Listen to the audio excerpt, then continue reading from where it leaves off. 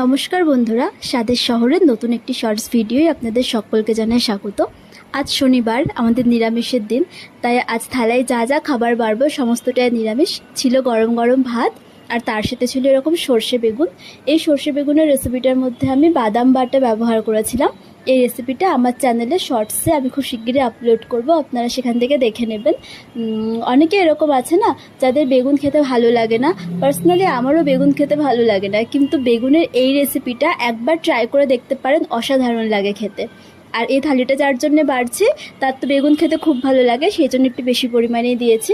আর এর সাথে ছিল সয়াবিন পটল আলুর ঝোল, নিরামিষ ঝোল, সেই জন্য আদা জিরে বাটা দিয়ে করেছিলাম। চাইলে টমেটো ব্যবহার করতে পারেন, আমার কাছে ছিল না তাই আমি দিতে পারিনি।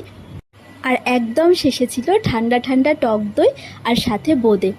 অনেকে না মিষ্টি খেতে পছন্দ করে না, আমারও একদমই মিষ্টি খেতে ভালো লাগে না, কিন্তু এরকম টক দইয়ের সাথে বোঁদে দিয়ে কখনো খেয়ে দেখুন, অসাধারণ লাগে খেতে। আর খাওয়ার শেষে শেষ পাতে কিন্তু অনেকেই মিষ্টি খেতে পছন্দ করেন।